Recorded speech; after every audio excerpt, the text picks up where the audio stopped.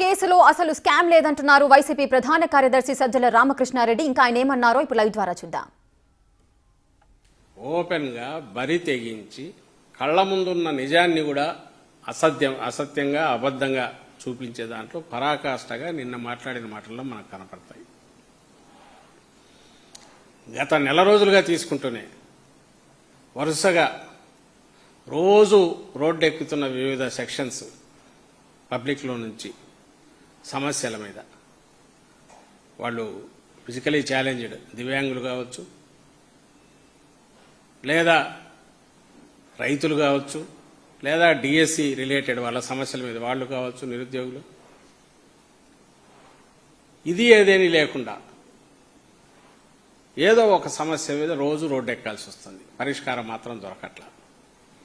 వీటన్నిటినీ నుంచి దృష్టి మళ్లించడానికి ఏదో ఒకటి రోజు ఈయన కానీ ఈయన మంత్రులో కొడుకో వీళ్ళు ఉల్టా ఎదురుదాడి మొదలుపెట్టారు.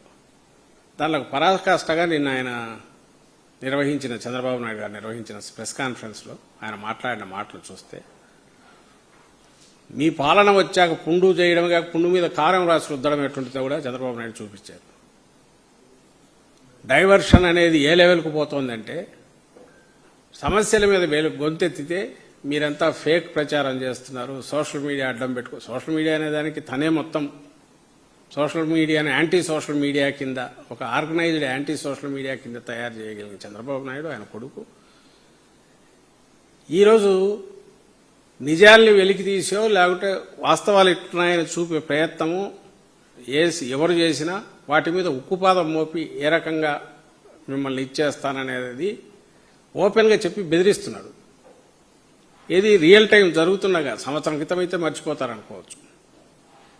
నిన్న మాట్లాడే మాటల్లో రైతులకు సంబంధించి ఆయన అన్నది, ఆ తర్వాత యాక్చువల్ వాస్తవాలు అనేవి కూడా చూపిస్తా. ఒకసారి చూడండి. చంద్రబాబు నాయుడు మాట్లాడుతున్నారు.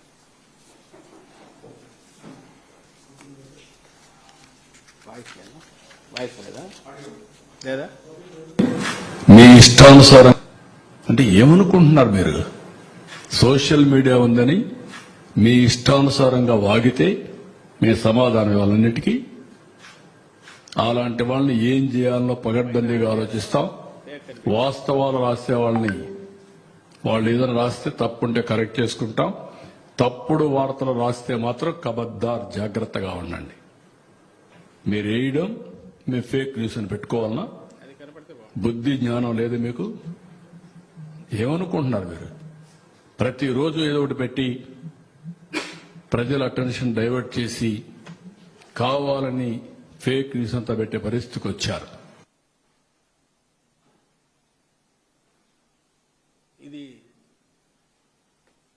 ఇది దేని గురించి ఆయన మాట్లాడాడు అంటే యూరియాకు సంబంధించిన ఆ ఫోటో ఉందా?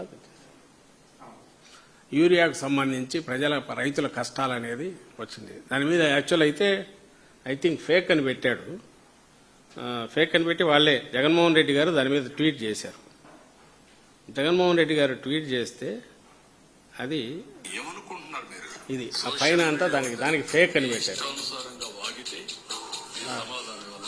జగన్మోహన్ రెడ్డి గారి ట్వీట్ మీద ఫేక్ అని పెట్టి ఇది ఏంటి రైతుల ఇది ఉండేది, ఇది ఫేక్ అంట. అంటే ఎంత గుండె ధైర్యం అతనికి, ఎంత బరితెగింపు చంద్రబాబు నాయుడు గారికి. నిన్న జరిగిన ఇన్సిడెంట్ లేదా మొన్న జరిగిన ఇన్సిడెంట్ దానికి సంబంధించి బయటికి రాగానే ఎప్పుడు జరిగిన ఇన్సిడెంట్? నిన్న జరిగింది. నిన్న ఎక్కడ జరిగింది? లంకపల్లి గ్రామం, ఘంటసాల మండలం లంకపల్లి గ్రామంలో జరిగినది నిన్న జరిగిన దాన్ని ఒరిజినల్ పిక్చర్ను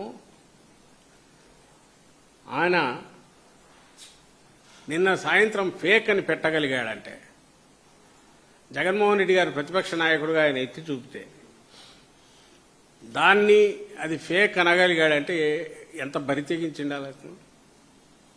ఆ రైతులు ఉన్నారు, ఈయన సీఎంగా మాట్లాడిన మాటలు అందరిలోకి వెళ్తుంది. అంటే తనను ఎవ్వరూ క్వశ్చన్ చేయలేరు, తను ఏది చెప్తే అది చెల్లుతుంది అనుకోబట్టేగా, తాను పచ్చి అబద్ధం చెప్పినా సరే నిజం అవుతుందని గట్టి నమ్మకం ఉండబట్టేగా చంద్రబాబు నాయుడుకు. ఏదైతే వాస్తవమో దాన్ని ఫేక్ అని దబాయిచ్చి గుడ్లూరివి మీ తమాషాలు చేస్తానరా మీ అంతు చూస్తానని బెదిరించి అనగలుగుతున్నాడంటే వాస్తవాన్ని ఆయన మీద ఆయనకు ఎంత నమ్మకం పెరిగిండాలా?